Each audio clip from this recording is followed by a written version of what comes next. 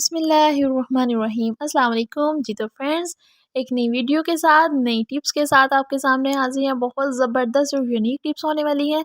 घर में मौजूद जो चीज़ें हम वेस्ट कर देते हैं उनको हम कैसे घर में मौजूद चीज़ों से ही सही करेंगे वो आपको बताएंगे इस वीडियो में। और बहुत सी टिप्स हैं इसमें, एक टिप नहीं है, 4 टिप्स आपको बताऊंगी। बहुत मज़े की टिप्स होने वाली हैं।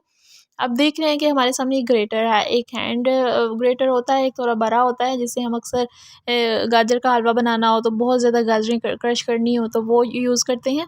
और बहुत ज़्यादा काम करने की वजह से अक्सर घिस जाते हैं, जिससे वो काम करना जो है ना कम कर देते हैं या अच्छे से नहीं करते, जिसकी वजह से हमारा बहुत ज़्यादा ज़ोर लगता है। आप देख रहे हैं हमें कोई सा भी कप ले लेना है, पुराना कप ले सकते हैं जिससे आपका वेस्ट ना हो। वैसे तो ये वेस्ट होगा भी नहीं, तो उसको हमने उसके ऊपर उसको अच्छे से ना रगड़ना है। जैसे आप देख रहे हैं 1 से 2 मिनट हम उसे अच्छे से उसके ऊपर रगड़ेंगे तो जिससे वो अच्छा वर्क करने लग जाएगा। और नंबर 2 टिप आपके सामने हाजिर है। आप देख रहे हैं कि ये जो देगची है, अक्सर घरों में ये जो प्रॉब्लम है ये अक्सर होती है।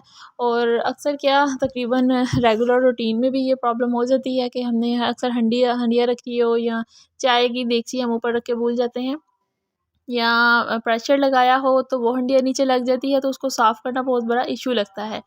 हमने सबसे पहले जो देगची है उसको पानी भर लेना है उसमें, और उसको फ्लेम ऑन करके ऊपर रख देना है। उसमें हम सिरका ऐड करेंगे और बेकिंग पाउडर या बेकिंग सोडा कुछ भी ऐड कर सकते हैं। साथ में हम लेमन जूस ऐड कर देंगे उसमें, और उसको ऊपर जो है ना 10 से 15 मिनट के लिए ऊपर फ्लेम पे रख देंगे, मीडियम फ्लेम पे रखेंगे।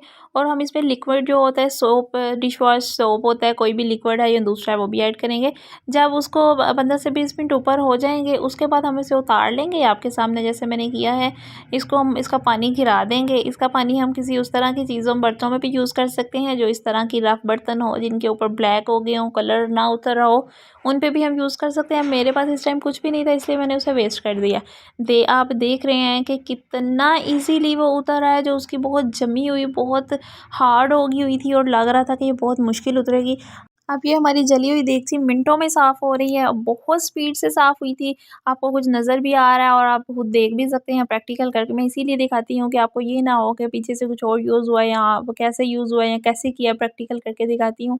जब हमने वो उससे साथ हमने उसे वॉश कर लिया है, सिंपल उसके साथ हमने कोई डिश वॉश नहीं था लगाया हुआ अभी।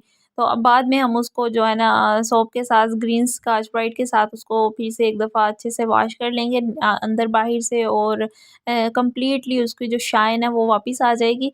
आप देख रहे हैं, और ऐसा बर्तन हो तो उसको वैसे भी आप ना किसी जगह पे रख के ज़ोर से वो किया करें कि उसकी जो ओरिजिनल होता है ना कलर वो वापस आ जाए। और इस इन चीज़ों को यूज़ करने की वजह से ना जो उसकी शाइन थी वो भी वापस आई है। आप देख सकते हैं, मैं आपको इसको रोशनी में भी करके दिखाऊँगी। बहुत ईज़िली वॉश हुआ था। सेम इसी तरह कोई फ्राई पैन है या देगची है या प्रेशर है, जैसे भी हमारा जल जाए तो उसको हम ईज़िली वॉश कर सकते हैं। और इसके अलावा आपको मैं अब तीसरी थर्ड टिप बताऊँगी, वो भी बहुत ईज़ी है और सिंपल टिप है। अक्सर हमारे ग्रेटर या सीज़र जो ये यूज़ होती है किचन में, ये गंदी हो जाती है, इनके अंदर मैल कुचैल फँस जाती है। इसको भी हम इन्हीं चीज़ों से साफ़ कर सकते हैं। वो जो मटीरियल था वो भी हम इसमें ऐड कर सकते थे, उससे भी ये वॉश हो सकता था, लेकिन ये मैंने उस टाइम नहीं बनाई थी। इसलिए इसके लिए हमने क्या करना है कि इसके ऊपर सिरका लगा देना है, उसको उसके ब्रश के साथ उसे साफ़ करेंगे।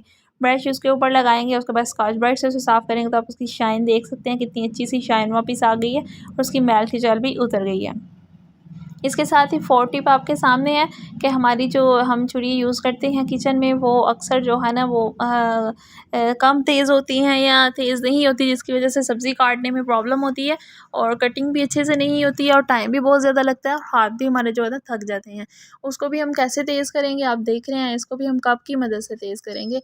और हमने पहले आपको टमाटर काट के दिखाया है कि वो अच्छे से कटिंग नहीं हुआ है, और बाद में भी कटिंग करके दिखाएँगे। हमें कोई सा भी कप ले लेना है, उसके पिछले हिस्से से हम उसको तेज़ करेंगे और इसी तरह से हम जिस तरह ग्रेटर किया उसी तरह 2 से 3 मिनट लगाएँगे और इसको तेज़ करेंगे। और इतनी ज़्यादा तेज़ ना कीजिएगा कि सब्ज़ी काटते हुए आपका हाथ भी कट जाए, और एहतियात से करिएगा, ये भी काम एहतियात से करें कि हाथ पे ना लगे। और कोई भी काम है उसको बहुत एहतियात से और ध्यान से करना चाहिए कि जो हमें नुकसान ना हो किसी किस्म का भी। और ये देखें आपके सामने बहुत अच्छे से तेज़ हो गई है।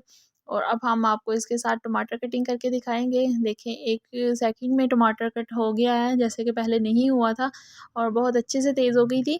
इस तरह की छोटी-मोटी टिप्स और यूनिक हैक्स के लिए मेरे चैनल को सब्सक्राइब कर लें। Thanks for watching. अल्लाह हाफ़िज़।